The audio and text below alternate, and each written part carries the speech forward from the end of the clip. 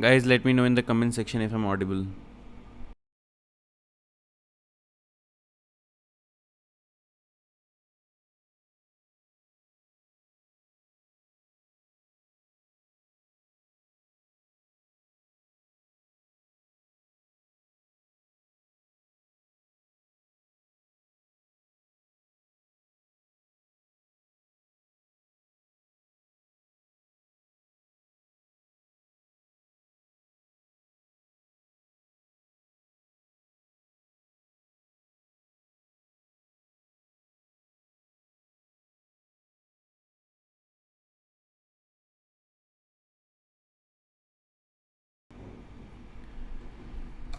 Okay, let's get started.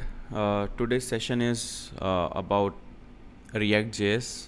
We will be discussing admin UI, but I highly doubt that we'll be coding any part of the admin UI because in our Discord interaction, I understood that not a lot of people are comfortable with React JS. So this is not a tutorial on React JS. This is more like a simple hands-on. So what I'll do is I'll try to do I'll try to make something very small like a hello world thing again, like what I did in Flask. And I do not write code in front end normally in my job.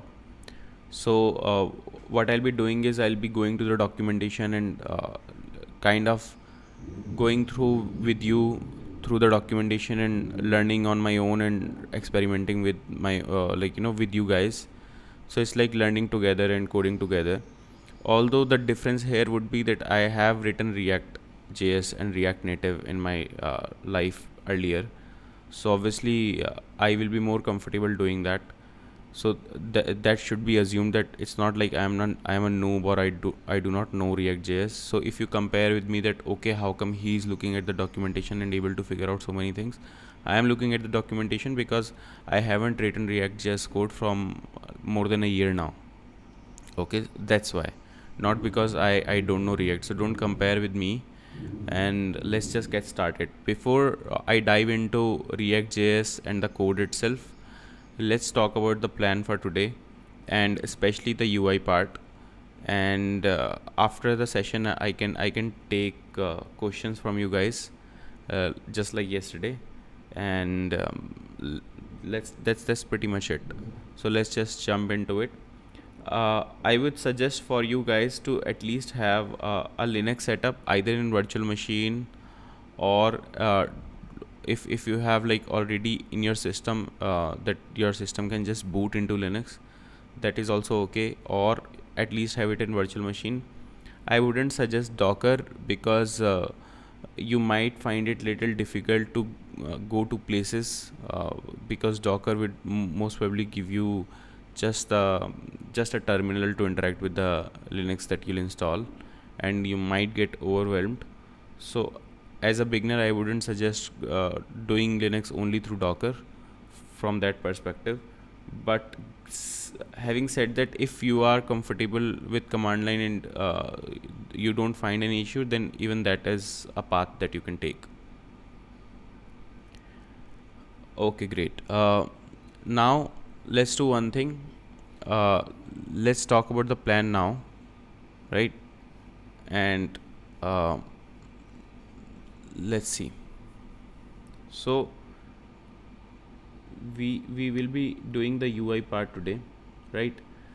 And the idea is this, that we will so first I'll talk about the admin UI, right? So what we want to do, why do we need admin UI? So the reason we might need admin UI is that we need an interface to create content and also to preview content. Like when we are creating content, we should have an interface where we can see that, oh, this is how the content look and that's how I wanted the content to look before I can publish it to be available to the end user, right? So that's the whole purpose.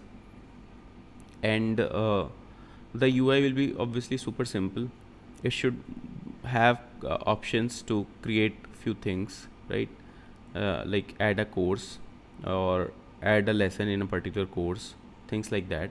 and when you go to add a course, you should be able to select a thumbnail, a title, and a description for the particular course, right? And then when you're adding a lesson, you should be able to tell that this lesson belongs to this particular course. And when you're writing the lesson, you should be able to write markdown, right? And insert images, insert video like YouTube embeds, things like that, right? And the third thing that I want to do is actually there will be two more things. One is going to be a quiz, which can be just a question and 3-4 options that you can choose from. And the last thing is that you should have a ability to code, right? Code and test in the platform itself. Okay, so this is the part that will come back after the beta version, because the level of React JS that will end up being here might be little difficult, and this is a big feature which might take like at least 2 weeks easily to implement properly with test cases, obviously. So I am going to push this one for later than the beta version, but we can easily do these three in the beta version, right? So that's the idea. But today we are not going to do that. Today we are going to discuss just the ideas in React JS, right?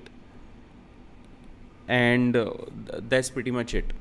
Okay, so a few things that you need to know about React JS that I will cover, plus I would say that things that you should be really comfortable with is one is HTML, second is CSS. Okay, you should be like even if you're a beginner, that's fine. Okay, same, if you're beginner, that's fine. In JS, I would say you have to be an intermediate person.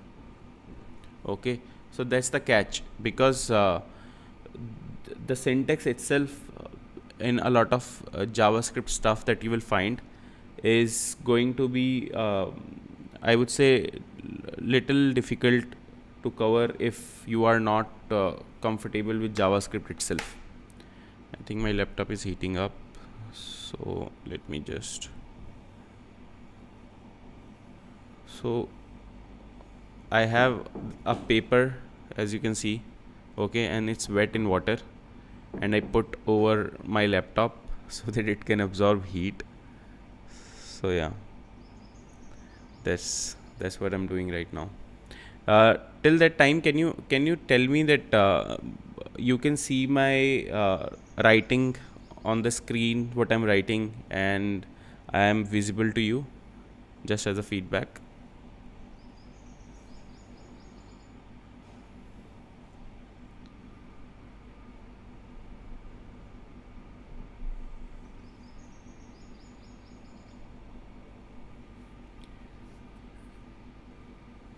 So I'm reading some of the comments right now. Let me go through some of the comments before I get started. So one guy wants me to create DevOps course from zero to hero in a systematical order because YouTube doesn't have it. Right now there's too much on my plate right now. I'm already doing the grand course in databases, and I will most probably do the database session again, the first session, because the recording that is there online is very bad, because my laptop was heating up too much and there was too much lag and it went horrible. Okay, so it's just difficult for me to get started with something that huge, because then it will be too much for me to manage and I'll end up delivering nothing. Okay, so for now I have no plan. Animesh is saying I am a beginner right now, beginner, right? And now he knows Java. Can he contribute to the project? I mean, if you know a programming language, then you are way better than people who have no clue about any programming language. So obviously, getting started with a new technology will be way more easier for you than compared to anybody else. So yeah, these sessions will be useful for you, and you can get started, I think, way faster than absolute beginners for sure. Is it necessary to know HTML, CSS, JavaScript? Not really. There is the backend part also for this. So if you want to do Python and Flask, HTML, CSS, JS is not a requirement as such. Okay. Uh,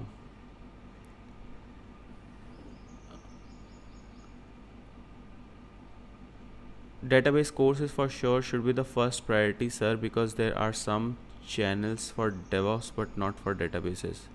I mean, good channel for beginner friendly with complete tutorial for databases. I mean, I am not a DevOps person, so I don't know what is available out there. Okay. But just because I'm doing two things right now and both the things are huge, it doesn't make sense for me to pick another one. And even if I choose my next thing, it won't be DevOps for sure, because I wouldn't deliver so much value because I'm not a DevOps person myself. It's like I I am a developer, and you want me to teach you singing, right? Obviously, DevOps is way more closer than singing to computer science.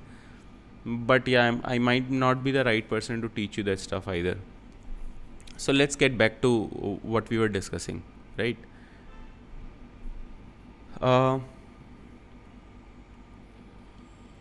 so I think when it comes to JavaScript, right? There is for sure uh, at least some comfort with the syntax that you should have. You should be able to understand a few things, especially the newer syntax that was introduced in last 5 years, right? You should be comfortable with the idea of arrow functions and spread operator and things like that. So I yesterday a lot of people were asking me where they can study Python and Flask, and where they can study this one, uh, even React JS. Okay, so let me go to Chrome and let me go to Code Academy. Okay, and if I go to Code Academy and I just go to catalog, so they have Python, so you can explore Python for sure. And I am pretty sure they have React JS because I have studied React JS many years ago from here only. I studied React JS from many places, but it was Code Academy that really made it comfortable journey. So you can find React JS somewhere here, and it should be free as an individual course. Okay, or if you can cover it super fast in the trial period, that can also work for you, because Code Academy is not cheap. So you can maybe use a card and do the trial period and finish it ASAP, because if you put like 4 5 hours a day, you can finish it in like 3 4 days. So that shouldn't be difficult. I'm not sure if they have Flask. Let me search. Let's see. Oh yeah, they have Flask. Actually, they have two. Oh, they have a skill path. Build Python web apps with Flask. So that should be really good, because if they are doing it, they just do awesome stuff. So I think that's what you need. So there are like articles, uh, which is only one article is kind of useful, but you can also read about what is Python if you want to. And then there is Learn Flask course that you can take. And even if you want to take this skill path, build Python web apps with Flask, even that is cool. Let me see what's the content there.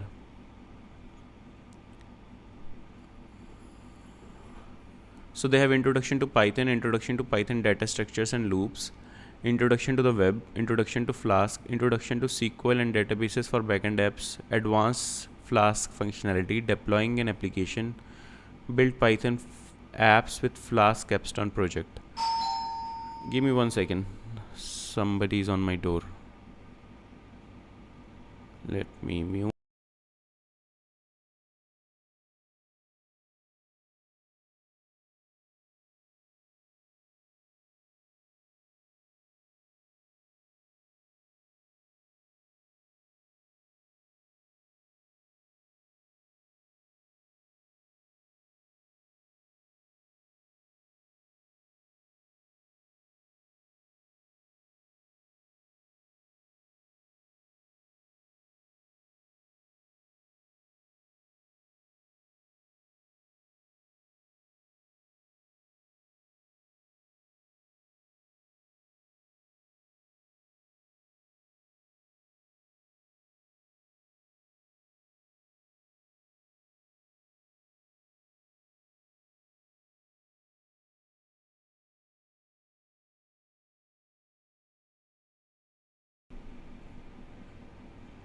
Hi, sorry for that.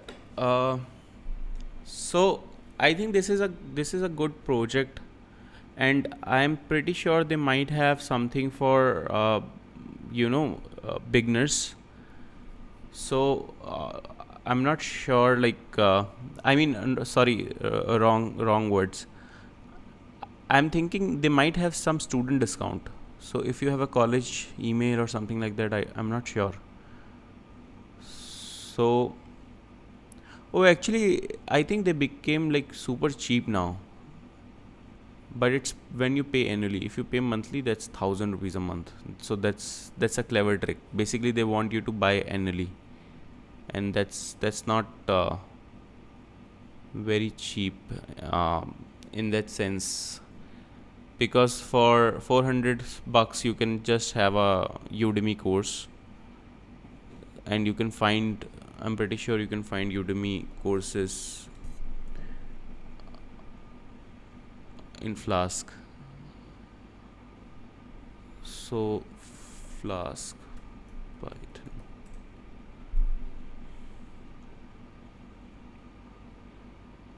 So yeah, sometimes they even go below 400. So you can get literally 455, and this price is 416. But at least you'll own this own this thing for whole your life. For it will stay with you. This is just access for a month, right? So if the month is over, you do not have the access anymore. But this is owning the course for 455. So I think it's obviously Code Academy user experience is way better, right? So if you can find a free trial, that will be nice. Or if you don't mind paying, you can pay. Okay, that's your call. Or you can just do this Udemy course. I would say that don't go for torrents if you are going to do for Udemy course, because if you buy it, it stays with you. It is always living in Udemy for you, and 400 bucks is not a large amount. If it's a large amount for you, because it can be for some people, then you do what you want to do. But if it's not a large amount, then you should always buy stuff from Udemy, because it's not that costly and stays with you on the cloud. And you can just download it on the app, Udemy app, and even access it offline and things like that. So just see whichever you want to do, right? Yeah, maybe you can take this one, web development bootcamp with Flask and Python, and it has Flask, Python, HTML, CSS, MongoDB. Actually, let me find which one is the best one. So this one is REST APIs, and it is using Flask RESTful and Flask SQL Alchemy, which might overwhelm people who are just getting started. Create website using Flask. Let me see this one and this one. So I'm discussing Flask courses first, so that you can find some resources. I'll also go through. I'll also search YouTube just to find for you, so that if there is.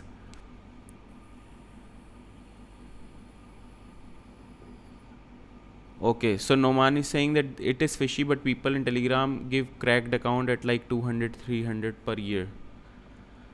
I'm not sure how that works. Never heard of it before. And I don't know. Sounds very illegal to me. So I'll just say that don't start your journey with doing something illegal. I mean, downloading a torrent is not that illegal compared to accessing somebody else's account which is hacked. That's just unethical at a very different level. So I'm just going through this course. Let me see what they're covering. So they're covering Jinja. We won't be using Jinja. Jinja is a template engine that Flask uses, developed by the same guy who created Flask. And if the thing is, anybody who will be teaching Flask, they'll be obviously teaching some stuff that we are not going to cover, but that always comes with Flask, right? So this doesn't look like a very difficult thing to cover, right?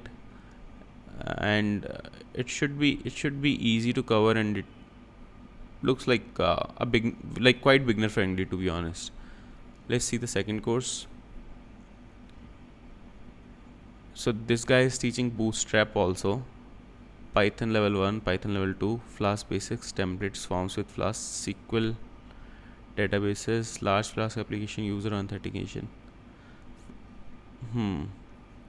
So this guy is covering way more things, and now it becomes a little difficult for me to understand. Like, I think this is the course that you should take.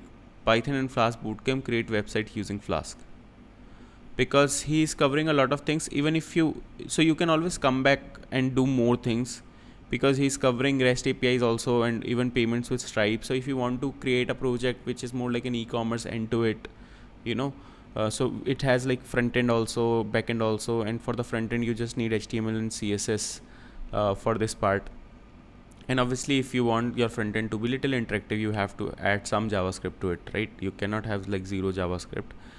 And then he's covering most of the thing in Flask, and even so there are two types of thing. Okay, one is called server side rendering, and one is called client side rendering, and then there is a lot of hybrid stuff. So server side rendering is when you have which is basically the old way of doing things. What happens is you literally send the whole page to the client, to the browser, to the end user, and that page contains whole HTML, all the content, all the data, everything. Okay, so you say that give me this page, and they give you literally the whole page, including all the HTML, CSS, JavaScript and data embedded in the page, right? And then there is single page applications which use client side rendering. What it does, it says that HTML and CSS and JavaScript part, I will download it once, okay, and I'll keep it with me forever as a app, and then from server I'll just ask data. Okay, so what happens is the request response becomes very fast, because now you're not asking the server to put data in a template, make the whole HTML and send the whole page again and again. Instead you're just asking for the relevant data that needs to be embedded in the UI and just show it, right? Very similar to like how mobile apps work. You download a mobile app, you have the UI, but then you're obviously some mobile apps are there where you do not even have a server. It might be a small basic game, right, which do not even have a server. It just runs without internet, and it's just client. But most of the time what happens is you end up downloading the UI, you have the UI, and then data comes and UI reacts to that data, right? And that's how the React JS or Angular JS, Vue JS, Svelte, these things work. Okay, and the idea is this: first, it reduces time and it improves user experience. That's why people companies like to do React kind of things now instead of PHP and rendering template using Flask. They now use Flask only for REST APIs, which is basically the request response, get me data only thing kind of thing, right? There is two benefits. One is obviously user experience, because now the server is not sending you huge things. Second thing, out of that request response, because it's lighter, you have reduced the server load, because now the server is not creating HTML content for you and sending this large pieces of data which contains even HTML. And the second benefit is that you have put all this computation of rendering the page and making the proper HTML that needs to be done at the browser side, at the client side, right? So you said that, okay, you know what, I have 1 million people, but now all those 1 million people will have this UI related computation at their device instead of my server. So you reduce the load a lot, and that's from a money perspective, that is a beneficial thing to do as a company. So that's why you will find a lot of jobs that are asking for React JS instead of just basic HTML, CSS and JavaScript, because it has two benefits, and those two benefits are large benefits. One is reduced server load, thus less money, and good user experience, right? So best of both worlds. So that's like super important if you think about it.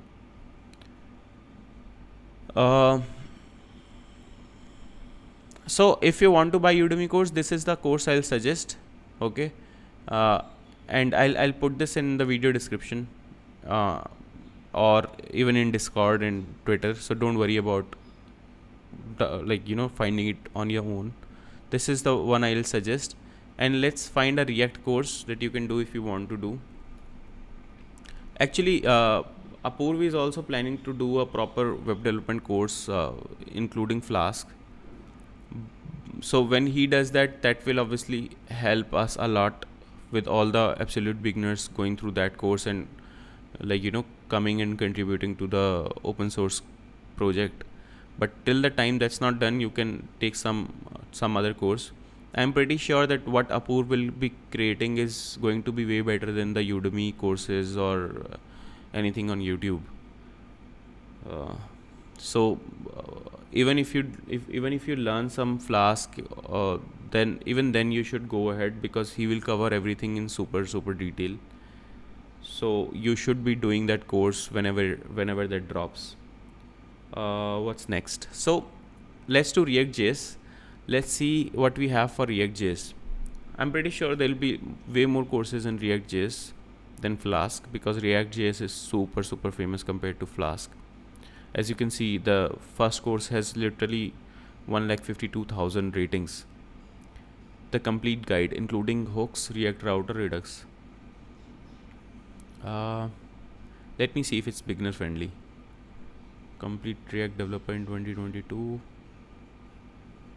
And then there is Modern React with Redux. Obviously that's not beginner friendly. React Tutorial and Project Course.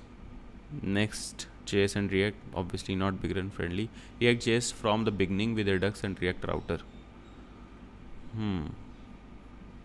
Not sure. Doesn't give me the vibe. Complete React JS. Okay, let me go to the tabs that I have opened and just check if they're beginner friendly. So getting started, and then they are giving a JavaScript refresher. Okay, they're not teaching you JavaScript, they are just saying that okay, this is a refresher for people who have already the knowledge of JavaScript, but just to be sure you know this stuff, right? So that's the problem. So it's not as not super user friendly in the sense that super absolute beginner friendly, because it's not covering HTML and CSS and JavaScript, and I doubt any thing will do. So you might have to do JavaScript separately first before jumping into React. So I have a question for you guys. Let me know, okay? Because there is only few of you online right now, 10 of you. So let me just ask you this. Do you want me not to cover React because it might be overwhelming for you?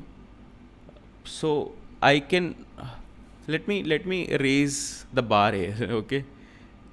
Let me ask you this. What technologies you want me to build this project in, including the front end and including the back end? If you want me to do it in any programming language, I am up for it, given that there is a consensus, there is a democratic vote on that. Okay, so if you want me to do it in Go, if you want me to do it in, I don't know, PHP, Ruby, I don't know, Elixir, Java, whatever, C++. Tell me what you want me to do on the backend side, or do you want me to keep it in Python or even JavaScript? Okay, but I get the vibe that you guys don't know JavaScript well, and I'm not teaching JavaScript well. So I want to understand like what's your comfort level. And with the front end part, I will say what you want me to do. Do you want me to do just simple HTML, CSS, JavaScript and not do React JS, or cover something else, something which is single page application kind of stuff? Okay, people are saying Node, Express, Postgres, React. So look more like a MERN stack. But I can learn on the go. Rust, Python, React, Postgres. Rust by how is Rust involved? I don't know, because Rust is not an ideal language to write REST APIs. It's more of a system programming language. So Go is more of a better choice when it comes to writing backend APIs.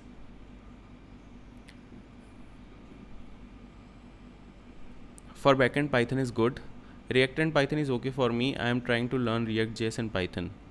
Please cover React JS also. JS, React JS. So looks like you guys are okay with me doing Python in the backend and React JS in the front end. So I'll just go ahead with that only. Good to know. So let's just continue with the plan that we had. I just want to make sure that it shouldn't be like that this is my comfort zone and you have to adjust.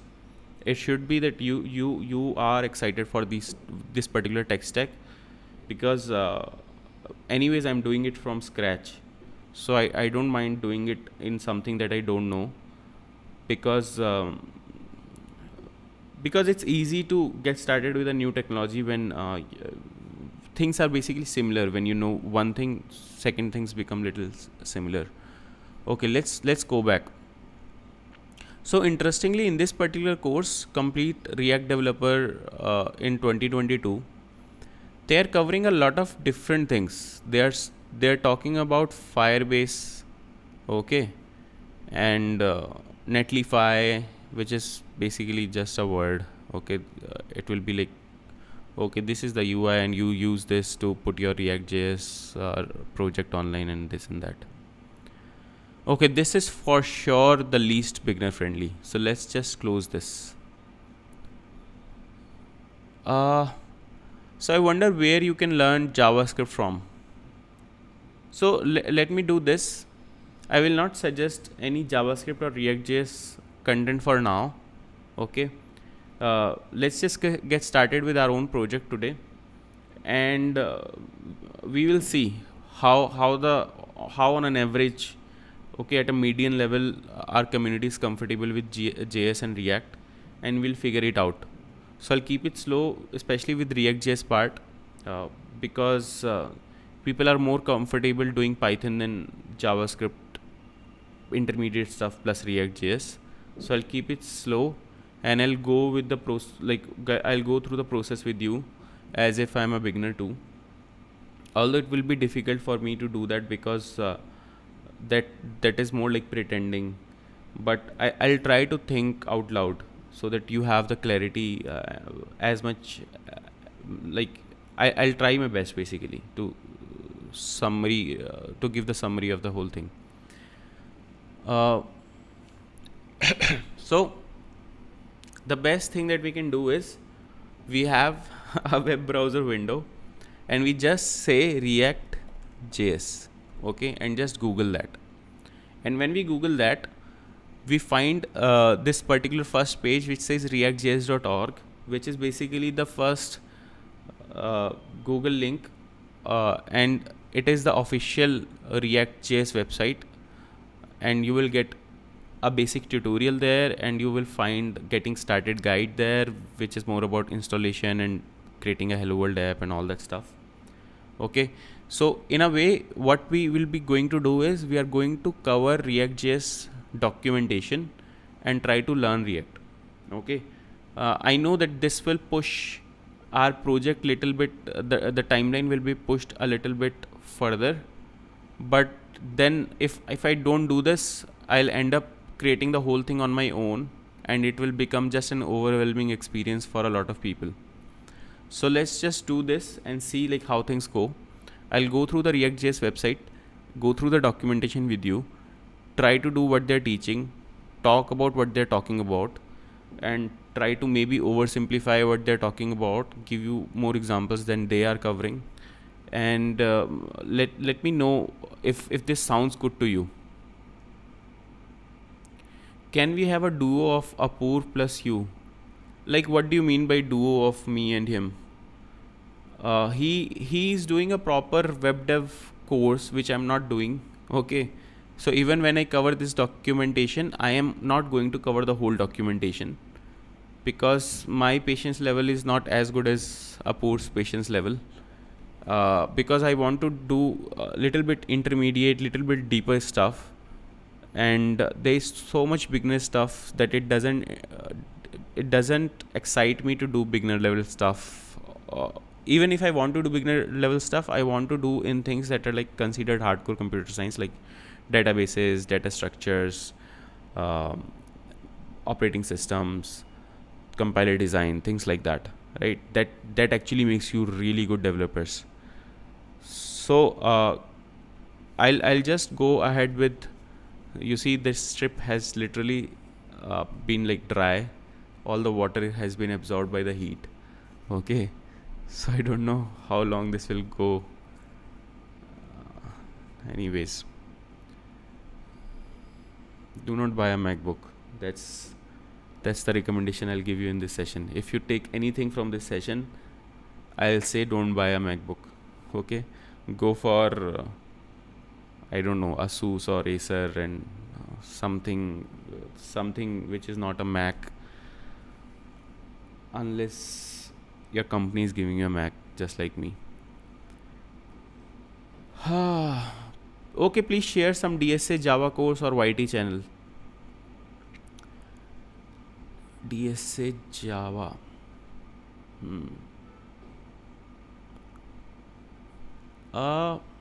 I think there is a course which is data structure algorithms and Java both. I think it's from UC Berkeley. Okay, I do not remember the course name exact, but you can find it. So I know that UC Berkeley have a structure and interpretation of computer programs using Python course. So yeah, I mean, go for a MOOC. Kunal has it, but I have heard a lot of things on Twitter that course is not complete. Give me 1 second. I don't know why there's so many people coming today.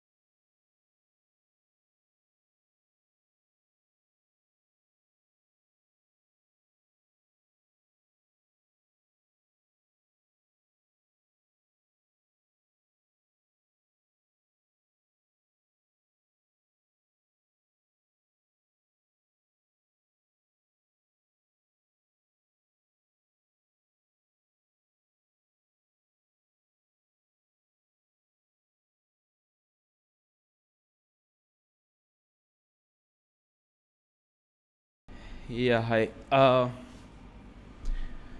think I'll not do YouTube live from now onwards.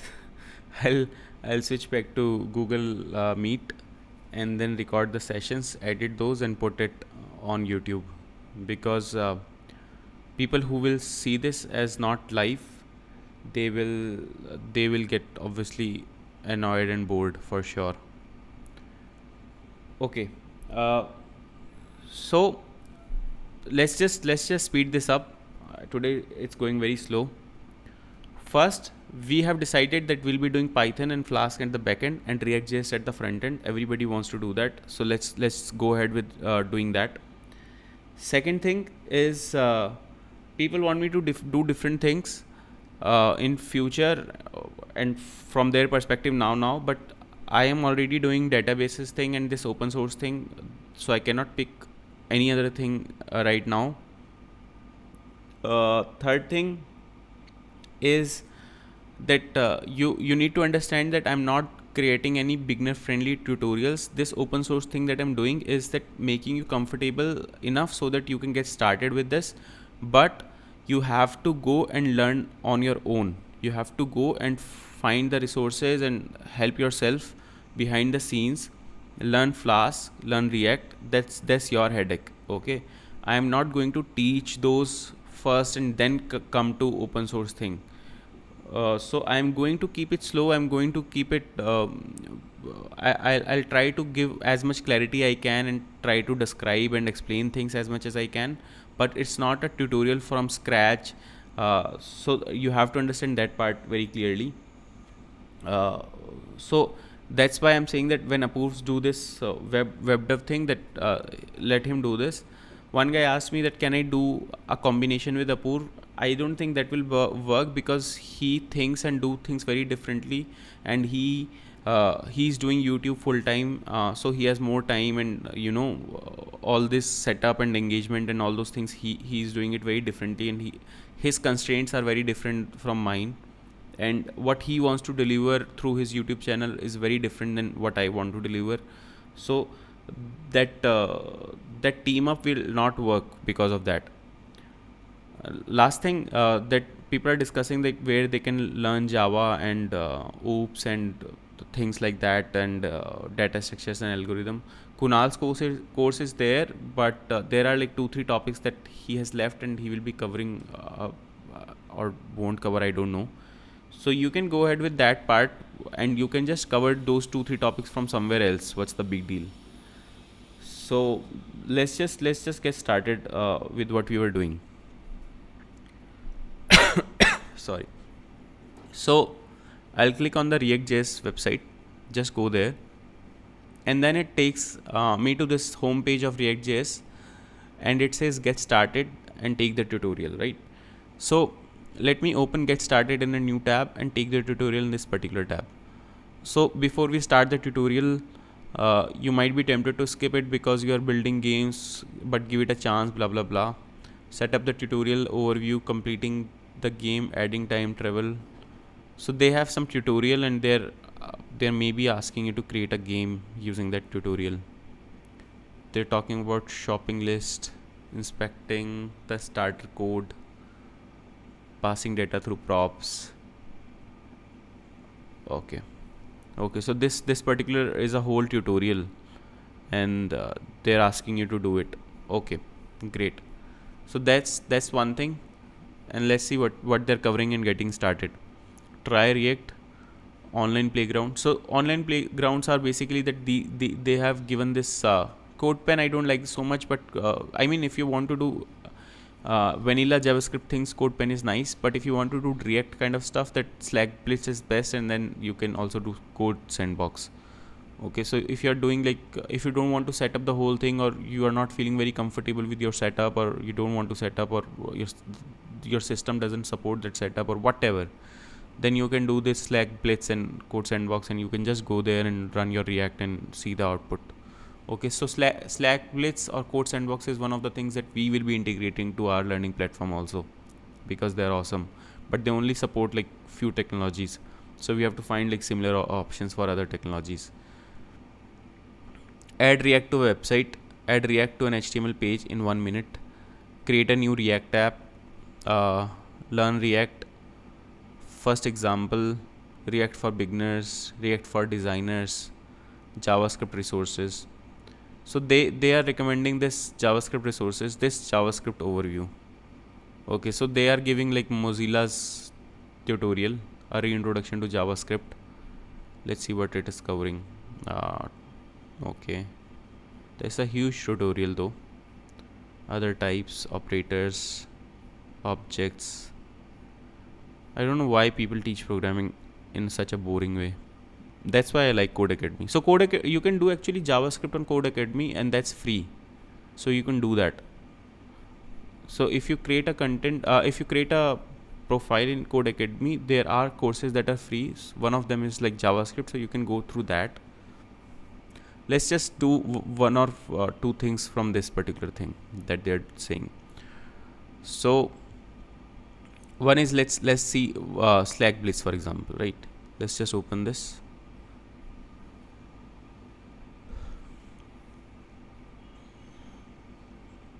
Okay, so they already have a small app. Okay, and let's see how to run this. I'm not sure how to run this. Is it running already, or like how does that work? Do you have to log in using GitHub to do that? Not sure. Let me open code sandbox, because I'm sure that doesn't require login or anything. Let me see. So it's opening, taking some time. Yeah, at least this one just works. So as you can see, this H1 is there, H2 is there. Okay, heading of type 1 and type 2, large heading and a smaller heading. And then so I'll just close this one and this one and just keep it here. So you might find it little weird if you haven't done React or JavaScript at a module level, that concept of modules and this and that. So you will find this weird in the sense that this doesn't look like normal web page. It has import and it has export, and it's talking about default, and then there is a function which is called app, and it returns something that looks like HTML. Okay, so that like there are multiple things happening that normally you won't see if you know only like HTML, CSS and basic JavaScript. So this is app.js file. Okay, and if you go to index.js, you will see that from app.js we are importing what was exported. Okay, so if you see app.js here, does it open side by side? Yes. So you will see that in app.js we are exporting something, right? And then in index.js we are importing something. So that's the whole idea of export and import. In a particular file you can say that, okay, I want to export this particular thing. Okay, think of that as a variable, and that variable can be a function or a constant value, or just a variable. So now you say that, okay, I want to export this so that others can import it and use it however they like. And that's the idea. So you want to have like different files, and then one file can have like let's say you have a parent file and then some child files in that sense. Okay, and then you are saying that this is my main thing, this is my entry point, and this entry point, that's you import something that you want to show. Let's say you have a file that has navbar in it, you have a file that has main content in it, and then you have a file which has footer in it. And then you have you say that my entry point for my application, React application, is this particular file, index.js, let's say. So you say that, okay, in my index.js I want to import navbar, and I want to import the main part, and then I want to import the footer and give it as a single thing when people come and visit me, right? Visit this particular page, visit the entry of this application. So that's a very modular way to do things, because when you're going to the navbar, any page who imports navbar is going to have the same navbar. You don't have to let's say write the same navbar again and again, and that's not a new concept. If you use Flask and you use Jinja template, you will see that this idea of including a same component again and again in different pages, or having a template which says that this is how things will be, this is the structure, this is nothing new. Okay, but doing it on the front end itself is new. We used to do it on the back end, have things in pieces, make the page, make the whole HTML, and then send to the user. But now the idea of single page applications, we are doing this at the front end level. We are delivering stuff at the front end, and we have components at the front end level, right? So as a front end developer, you never used to create these individual components in JavaScript, but now you do. And it's not something of a complex thing to understand actually. Okay, so I will not talk much about React, but I'll talk about some of the ideas here, so that you don't get overwhelmed at all. So I will not talk about strict mode because that's not even needed. So I'll just remove this part, okay, because that just creates more complexity. And I'll remove this part, and I'll remove this part. Okay, let's keep it simple. So our app should work as it is. As you can see, it's working fine, right? And then let's just read. So it's saying that so there is two libraries. One is React and one is React DOM. Okay, what is React DOM? Is that React DOM is needed because web browsers work on something called as document object model. Okay, that's the manipulation of the HTML representation that lives inside the browser, because it lives in a tree format, and JavaScript goes and manipulate that, right?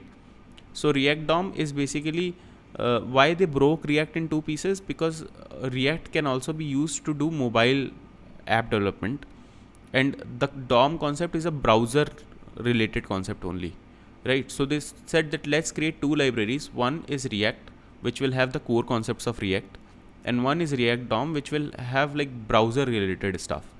So React, that the core concept things can also be used in React Native, whereas React DOM is only used for websites, right? So this is called in a way you are not doing too many things, right? Single responsibility kind of thing, which is also a philosophy in programming in Unix systems. So I just want to take a little bit feedback. Is it making any value? Does this session feels like valuable to you, or do you want me to just write React code and like not talk about it? Let me know. Like, do you find this interesting? So I'll just go ahead with this particular thing. The main purpose of doing these live sessions is also for me to get feedback and understand this process of what works best for you guys. So let me know.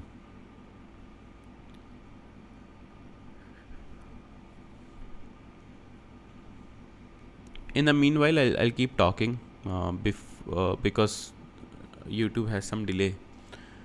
So now you will see that we are using one thing from DOM thing, right? And it is called create root. We don't know what it does, okay? And then we are doing something which is basically just pure JavaScript that you normally do. We are saying that get something as an ID, like document.getElement by ID, right? Which is interesting. This is the only DOM manipulation kind of thing that you will see in a React app.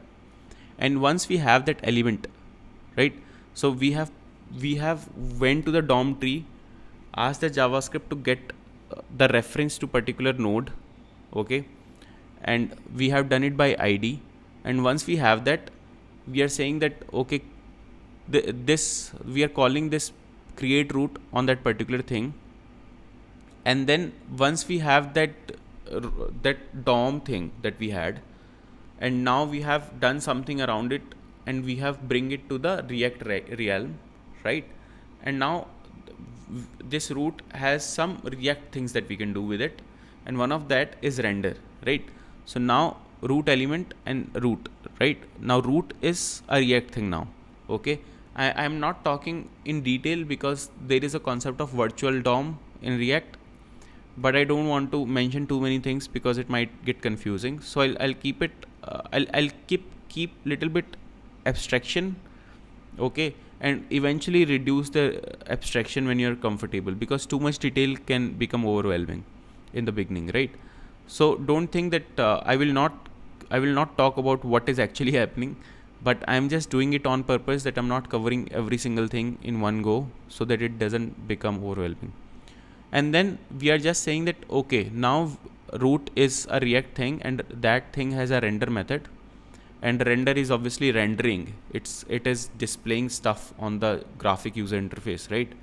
So, and we are saying that root should render this particular React component, which is called app, and app is imported from app.js, right, which is on line number 3.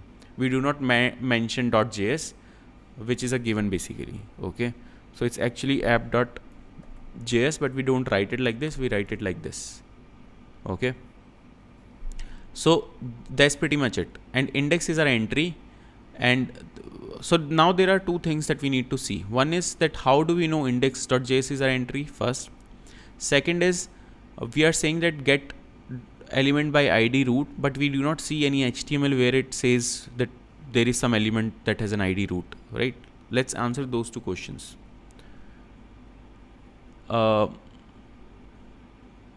So let's go to public, and in the public folder you'll see one index.html file. Let's go there, and if you go here you'll see the root. Okay, as you can see here. So this is the element. So what's happening is that we have some page index.html that is actually delivered to the user, and in that HTML page there is a div id div with an id root, and this is where our whole think of this as line number 30 as our React app.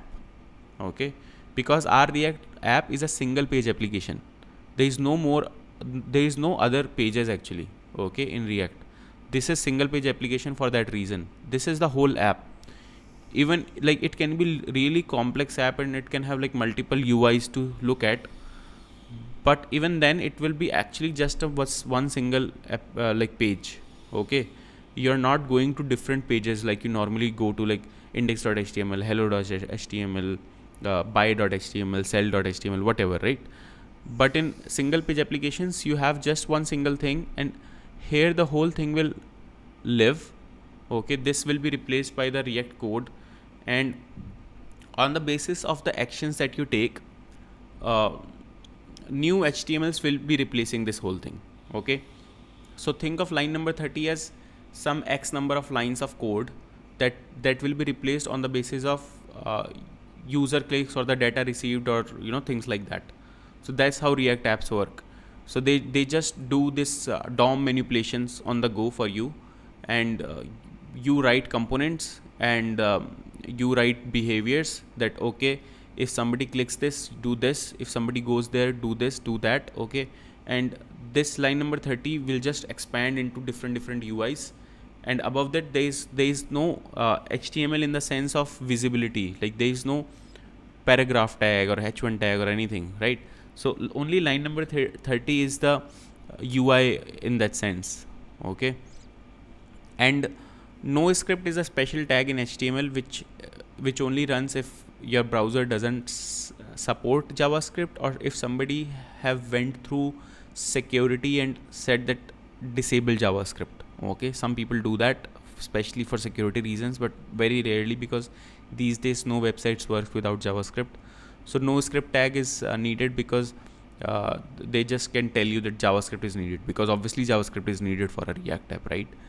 So when you create a React app, this is all boilerplate code. Boilerplate means something that comes with something that you don't have to write. Okay, they give you, and then you add your own code. So there is a lot of stuff that you will get for free, and then you can put your own code and make things work. Okay, so it's more like an initial setup that is done for you so that you can get started ASAP. And then so that one question is answered, that where is this root ID, right, that we are talking about in index.js. But now the second question is that, okay, index.html is in public folder, and we are delivering the public folder to the user, and index.html is being sent, and I understood that there is a root in that. But how do we know about index.js itself? Like where did we say that index.js should be used? Because if you see index.html, right, and you do not see any JavaScript tag, like the index.js is not being included or anything, right? And that's where Node comes in action, right? So Node, it's a Node application. So when you deliver a React app, actually you have to run a build process to create your app. And when that build process is created, normally it's like how there is a source folder, there will be a build folder when you run that build thing, and that will have your app where all this is compiled to something that is easy for easy for a browser to read. Okay, so the way you write JavaScript is not exactly the way it is delivered to the browser. Okay, so there are two aspects to it. One, when you write code in the source folder, make it optimal for the developer to have a good experience when they're writing application. And second, when you're building and creating the whole thing again in the build folder, make it optimal for the browser itself, right? Not the best thing for a developer to read, but a best thing for browser to read, right? It's like how you have Python code or C code, and then how you have a machine code. C code is good for developers to read, but machine code is the best thing that can happen to a system, right? Although the system only understand machine code, so that's a different thing. So now we still haven't saw anything in index.js. Like I talk about the build process, but we do not see mention of index.js anywhere. So how will we know that index.js is being used? So let's go to package.json, okay? And in here you will see that it says the main file is source/index.js, right? And that's basically what we are saying, is that this is where you should start. This is the first thing. Like how you have hardcore definitions in Java, that main function is the one that you should go and look into. Same thing in C, right? That you have to have a main function. So in there they have hard coded it. They have said that you have to have main, but in here they have given little bit flexibility. But then again, you have to have a package.json, and you have to say main on as you can see on line number 6. And then you can obviously specify any file, but doesn't make a huge difference. Same thing in a way, right? It's just giving you a little bit flexibility to have your own file name, but not a huge difference. If they said that, okay, let's write in a way that you have to have main.js and everything has to start with main.js, not a huge difference again. It will just reduce one entry in package.json, right? So it's just conventions, because the compilers, the build tools that have to do this, they need to know where to get started from, because they are also software. Somebody has written them. Nothing is magical, right? So software needs to know like what is the input path and where they have to go to do stuff. So that's the idea. And you can see the packages that are being installed. One is React and another is React DOM, and then there are the versions, right? And then there is React scripts, which I will not talk about, which is not important. And there is something super important, which is called Babel. Okay, Babel is a transpiler. So it's not interpreter, it's not compiler, it's a transpiler, which is basically when you convert a programming language into another programming language. And Babel converts JavaScript into JavaScript. And that sounds stupid if you think about it. A software that converts JavaScript into JavaScript. But why does it do that? Because let's say JavaScript in recent years, last decade, JavaScript community has been very active, and they have been creating new features every year. But browsers are always behind, because they are the ones who have to implement those and then test those and then deliver those, and then people have to download the new version that supports that new syntax and everything, right? So sometimes there is some JavaScript that is not supported by browsers, or sometimes people have old browsers and that new syntax or that new feature is not supported. So what Babel does is that it takes this newest version and then convert to an old version. Okay, and you can obviously specify like how old you want it to go. For example, if you okay, I'll not go too much in detail. Basically you are saying that there is some syntax from 2022 and most of the browsers are at least like 2019. Okay, So I want my JavaScript 2022 to boil down to JavaScript 2019, and so that new features become, you kind of put functionality for them. Let's say there was a function introduced which finds the largest number in an array, okay, but your browser does not have that function. So what you do, you say that, okay, there is a function, and if the browser doesn't have it, this is the definition that you can use. That's what it does basically. Okay, so what does React do? React says for developer that, you know what, use the newest JavaScript that you can. Don't worry about it. Don't worry what the browser support or not. We'll just put Babel, and Babel will make sure when the build is made and delivered to the user, will take care of supporting those functions. So you don't have to worry like what browser support or do not support in terms of newest syntax in JavaScript. So that's the idea.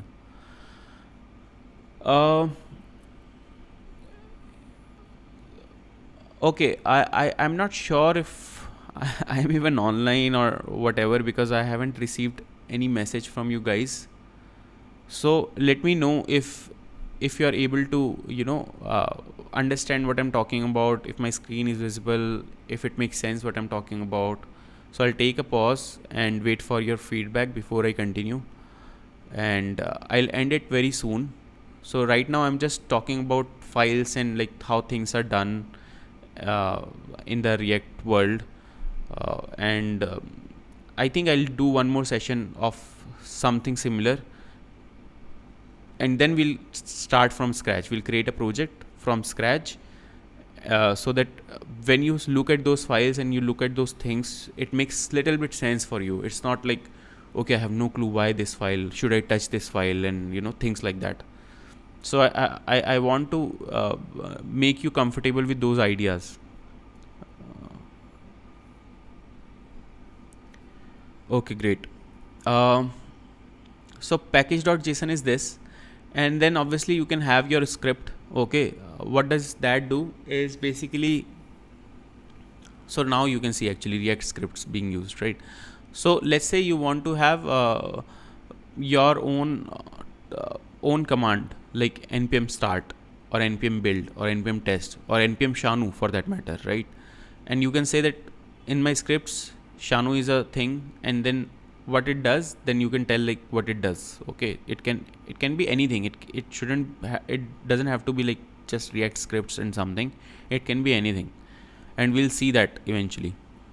So something interesting that you will see is that there are two things. There is one is dependencies and another is dev dependencies. Okay, and I will not go in detail, but think about this. Why Babel comes under dev dependencies? Dev basically means developer. Okay, so think about this. It will make sense for you if you think about it. Now let's go back to the source folder. Okay, now we are clear that index.js is the entry, and what index.js does is just import app from the app.js file and basically just renders it. All this is kind of boilerplate code. You have to write it for React purpose, right? So these first, fifth and sixth line is something that you have to do. But what is important is line number 3, importing the app component from the app.js file and then just rendering it. So now app.js becomes an important file. In here, we're importing styles.css, which is interesting, right? Because you can import styles.css, right? A CSS file can be imported like that, which is interesting from a perspective of normal HTML, CSS, JavaScript projects that we do. And obviously we are exporting app, right? And we are doing it, we are calling it default. Okay, so I will talk about default and non-default things. I do not like the idea of default in JavaScript. I don't know why they do it. They shouldn't have introduced the idea of default. So let me remove this default. Okay, and if I remove this default, you will see that there is nothing here. Okay, and there should be an error though, but you'll see that when I'm doing this, I'm saying export function app and I'm not saying default. The only thing that will change here is that since it's not default, now I have to put curly braces around it. Okay, and save it again, and hoping it to render soon. It's not rendering. Let me reload. It's not reloading either. Okay, done. Right, so the only thing is that now I have, just because I have removed the default, obviously there are not just the syntax, there are other things about default export, but I'm not a fan, because instead of app also you okay, leave it. I don't want to dive too much. So basically you can get confused in some things when you will see import something as this and then comma, there's something, let's say test, okay, T capital, and you might get confused like why sometimes there is curly braces and sometimes it's not curly braces. So the difference is only that when something is exported as default, you don't need curly braces around it. Not just need, you cannot put curly braces around it, I think so. Let me test that. So let's say I have put curly braces, and in here I say export default. So looks like you can't, right? So if it's default, then you can't put curly braces. And let me not call it app, let me call it, let's say test. Okay, and even here I say test, and let's see what happens. So you see, even with test it works. Why? Because when you import something as default, and then again I don't like this, okay, I feel like that's just shitty syntax. When you export something as default, you can only do it once from a file. You can only have one default export, okay, as much as I remember. I might be wrong, but I'm 99% sure. And because there can only be one single default export from a file, the name doesn't make a difference, right? Because whatever is being exported as default will not have curly braces, so you can actually call it anything, right? But that's not the case if you remove default. Let's say I remove default and save it again. Now it will say that test is not found in, okay, got undefined, you likely forgot to export your component. So it's saying that there is no default right now, so, right? So obviously test is not found. But even if I put curly braces, let's see what happens. Right, now also it's giving error, because now it's looking at things that are exported and it says that there is nothing exported with the name of test, right? So you see that inconsistency in syntax, okay, which is kind of not a great thing. And JavaScript is a shitty language on its own, but because we have to do it, you need to understand these things. Because when I did React Native, so when I started freelancing, I got a project in React Native and I had no clue what is React Native, but I took it because I was too desperate to take any project. And I said that like I know and all this, and I went through the syntax and I tried to make an app in React Native, and I was so confused about all these syntaxes, okay? And people do not talk about this. People talk as if this is natural and this is good syntax and like it's so obvious. It's not obvious. If you do not mention these things, it's the most unobvious thing actually, right? So basically let's go back to app, because app is something that is being exported and it's not default right now, and let's keep it not default for that matter. And now let's just dive into app, right?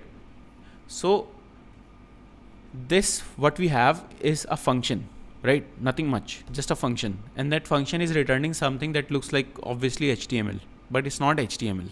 It is called JSX, okay, extended JavaScript, or JavaScript as if it's in an XML format or whatever, right? And I'll talk about why it is like that and how things work, and why would somebody do that, why it's not stupid to do that. So all the HTML is valid JSX. So all the HTML knowledge is useful, right? As you can see, it's just HTML. So all the HTML is a subset of JSX. but then you can have your own component and use it as if it's HTML. As you can see in index.js, we are using app as if it's an HTML thing, right? So that's the benefit of JSX. You can extend HTML and have your own thing and use it as if it's an HTML. How you know this is not HTML, but a subset of HTML, subset of JSX? You see, we are using class name and not class, because class is a different meaning in JavaScript. Actually, line number 5 to line number 8 is not HTML at all. It is JSX, and it will be considered JavaScript. So this is JavaScript. Okay, this is valid JavaScript, and it will not feel intuitive at all. It will feel stupid, and it will feel like, how is this? Is it a variable? Is it a string? What is it, right? This is extended JavaScript in the sense that they have added extra syntax support in React for JavaScript, and it will make sense eventually. But don't think this is HTML. This is JSX, and you can think of it as JavaScript, right? So this is basically JavaScript. This is JavaScript. Everything is JavaScript, right? And now, if you know HTML, obviously go ahead and write your own HTML. The thing is, when you return something, you whatever you are using in the render, whatever it returns, it can be a function. Okay, it is called a functional component if you use it as a function. You can also make class and do things in a class, and that then make a React component using class, and that is called a class component. Class components are not that common anymore because of the new way of React, which is React hooks and all. So we will not go through class component much. So basically we have a function, and that function returns JSX, and then we can use that function as a component. Okay, that's the idea. And I can return anything. I can say h1 Shanu h1, right? So if you think about this, if in HTML I just leave it like this, if you experiment with HTML, it will still show Shanu and in a heading 1, although it's not closed. But JSX is not like that. You say unterminated JSX content because it is more strict. If you have started something, close it properly. Okay, that's the idea. And then the second idea of JSX is that you have to have a single parent. You cannot have two things like this. Test. Okay, and it will complain. It will say that you cannot have this. You have to have a single component.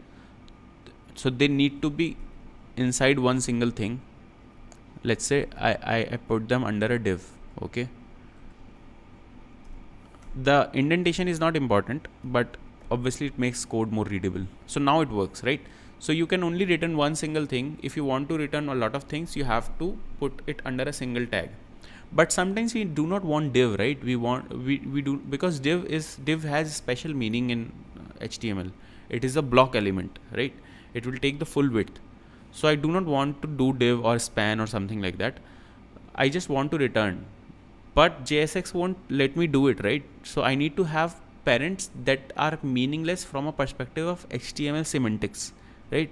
So for that purpose, we have something called React fragment, and that is this, literally empty brackets, and that's it. Okay, so it's not HTML, but for the sake of JSX, we have to put it under a single parent.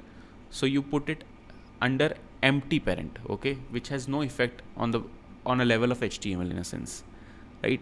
So you can do that. And now let's see the last thing here, which is styles.css, right?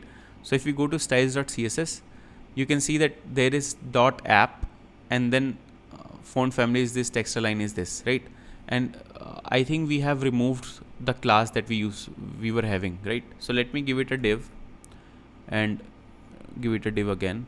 And because it's JavaScript, you should not use class, you should use class name, and you can give it app name, right?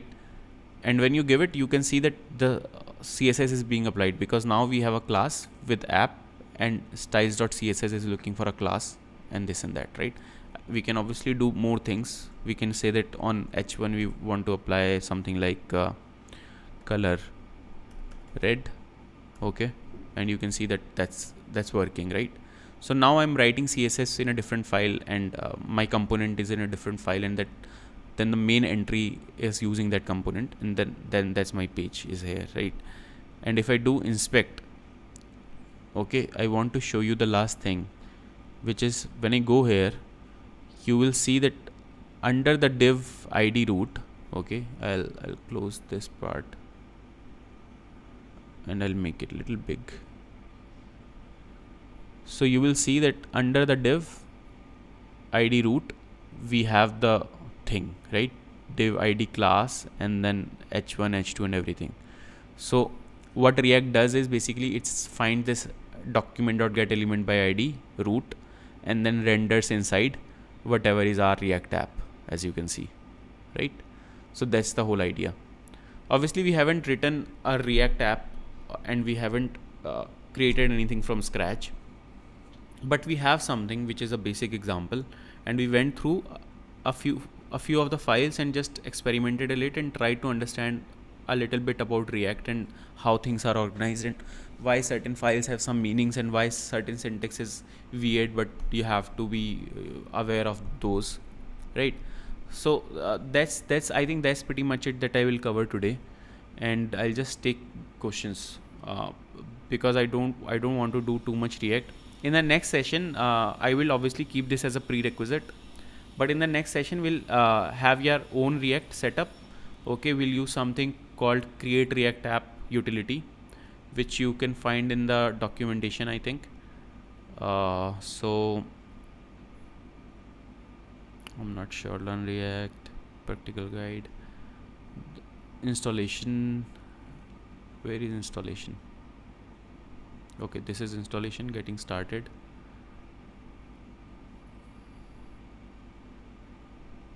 So create a simple HTML page.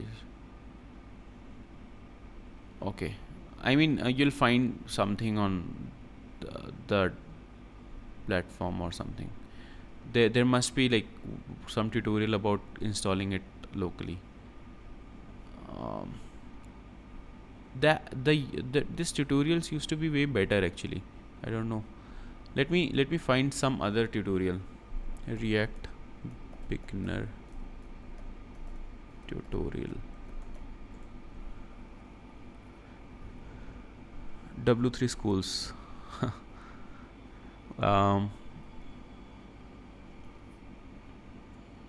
Let's see free code camp, right? So W3 schools is there, and they are talking about import React DOM. So if you see this example that they have, you see they are not even creating a different component app in an app.js. They are making the whole project in a single file, right? So what they are doing is obviously they are importing React and React DOM. Then instead of making it in separately in app.js, they just made a functional component here, basically a function that returns JSX, right? And what they did is they said like there is a heading hello world, and that's the end of it, nothing else, right? And then they obviously did this root thing, react dom.create root document.getElementById root, and then root.render hello. That's it, right? Hello is the component name here, as you can see, right? So just single page doing the same things, and then they want you to write stuff like, I don't know, a render here. Okay, so you can go through this, not bad actually. For a beginner, it's not that bad. And then let's go for this free code camp thing. What is React? How much JavaScript you should know to use React? Let's see who wrote this, because it matters like who wrote this. Flavio. The Python handbook, React for beginners, the Linux command handbook, Dino handbook, C beginners handbook, JavaScript beginner. So looks like he knows a lot of stuff, won't be that bad. So you can go through that tutorial actually. Okay, and you have to go through a lot of tutorials to finally like, okay, finally I understood it, you know, that kind of things. As you can see, like he's talking about this create React app, right? That's a utility to create any new React app that you want to create. it's not the only utility. There are multiple ways to do it, but that's the simplest way to do it. That's the utility created by Facebook. So it gives you a lot of boilerplate code, but eventually you will realize that for a production level code, that's not a good utility to get started with. But to get started with React.js, that's a good utility. Okay, so I think you can go with this particular tutorial and just get started with React. The next time I meet you, which will be like tomorrow 4, and I'll keep the session small because tomorrow is weekday and I'll be busy on weekday. So I'll keep it like half an hour, 40 minutes kind of session. I will not take questions in those sessions. When I meet you tomorrow, I am assuming that you have little bit more comfort in React. Either you took this tutorial or some other tutorial. You don't have to be an expert, obviously. Whatever can be covered in a day. So when I do like setup, you feel little comfortable that when I'm doing the setup, and when I'm writing a simple component, you are comfortable doing that. And then I'll just give you a small homework and I'll ask you to create a pull request and make a small component such as like navbar or a small component which has an image and text and whatever. And yeah, that's pretty much it. So that's the end of the session for today. And if you have any question, you can ask here. Yes, Noman, you can ask the question here. You can ask anything, even if it's not related to React, because I feel like the quality of this session was not that good. So I doubt people will watch it if it's not live. So it's okay. If you want to ask anything, you can ask here. So I already have a question that you wanted me to cover. Let me see that question.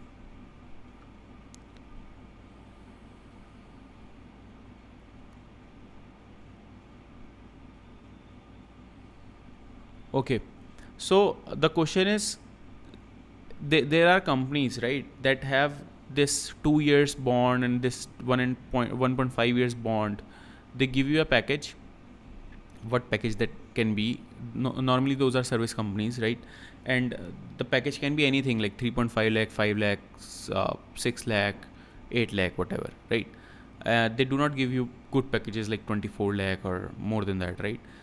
And they want you to sign a 2-year bond with them. So first, let's understand what is a 2-year bond, or what is a bond. What happens if you leave the company? What is that bond logic that they have? And all the things around it. Okay, so I'll tell you the story of my own life. My first company was a company which has this bond. Okay, I got placed from my college, and I worked for a service company called Ericent. Okay, which become now Eltren, and it's a big company, not as big as TCS, but it's a huge company. Like it has like 10,000 employees, and it works on telecom, like phone related stuff, the SMS and all that kinds of stuff, right? So that's why my first 2 years went in C programming. So I had this bond, and me and my friend who came from the tier 3 college, tier 3 city, we were too scared to break that bond and go to a better company, because 2 things happen when you break the bond. One is either you say that, okay, I'm willing to pay you 1 lakh, 2 lakh or whatever amount is decided to have this bond broken and have no consequences. And then you just leave it and don't give a shit, right? You say that, okay, I'm breaking your bond. So what are those consequences when you break a bond? The consequence is only this, that you do not get an experience letter. Okay, and that is a consequence which becomes a consequence over time, right? Why it's a consequence that becomes a consequence over time? Because let's say you break the bond in the first 3 months. 3 months experience letter is anyway shit, right? Nobody cares if you have worked in a company for 3 months. That will be considered negative, that why you left a company in 3 months. Are you not a stable person? Things like that, right? And if you have already worked for 1 year, then you feel like, okay, one more year, let it be. Or like, okay, why should I pay them like 2-3 lakhs just to, like, avoid the next year or things like that. A lot of people did the smart move, and they had the courage to do it, or they had the guidance to do it, which we didn't have. Is that they joined the company, and the company had awesome training. They taught us C and operating system and that kind of stuff. They did that training for 3 months, and after 3 months, even I think within that period, they were applying for other companies. So they went ahead with those companies. They took the offer as a fresher, right? No experience at all, no nothing. They broke the bond. They took the consequence, which was no experience later, obviously. And that's pretty much it. Like, they switched after 3 months of training. They knew more things now because of those 3 months of training, and they didn't stay for that long. So what you can do is, if you do not have any offer, right, you go ahead with that, and at least take that offer. Better to take something than nothing. And in the meantime, while there is a period when they ask you to come and join, keep applying jobs. When you're there for the first 6 months, keep applying jobs, right? And ask yourself that because in the first 6 months, you can just say that you're a fresher, that's it, right? And if you get an offer and you can go ahead with another company that you like more, you can just go ahead, right? Not have experience, do not show experience for those 6 months. That's an okay thing to do, not a big deal. And then if you have more than a year of experience, and you end up finding a better company, ask yourself that does that experience letter make sense to you? Sometimes even those other companies that have hired you end up paying the bond money. So the overall thing that I'm saying here is that if you do not have anything, do not reject this just because of the bond thing. Understand the consequences, understand the things that you can do under those constraints. So know your options basically, and those are your options. Let me know if this makes sense to you. Does it answer on a satisfaction level of 1 to 5? Does it make sense what I said? Let me know. And if you have any other question, guys, let me know.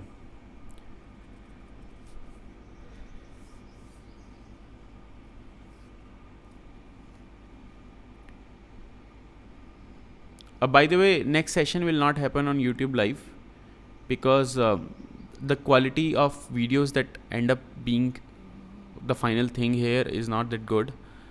When I do it on Google Meet, I can record on the side, and give it to somebody from the community to edit, and the output is way better than this that goes on YouTube. And I've also realized, which can be helpful in your YouTube journey if you ever do it, that YouTube lives are not organically pushed as much as an uploaded video. So I'll rather have the uploaded video that gives me a lot of benefits. First, I can open a door if somebody rings a bell, and that will not come on a YouTube live, on a YouTube video, because of the power of editing, obviously. And second is that because of editing, the quality can be improved. Things can just cut out and make it way better and all those things. And then I'll have more organic YouTube reach, because it's an uploaded video, right? And I can even have FAQs and just cut out from the video because they might not be relevant. For example, this question was not relevant from a perspective of what was being discussed. So yeah, that's pretty much it, guys. Thank you for taking the session. I'll see you in the next one. The next one will happen in Google Meet. And yeah, that's pretty much it. Bye bye. Take care.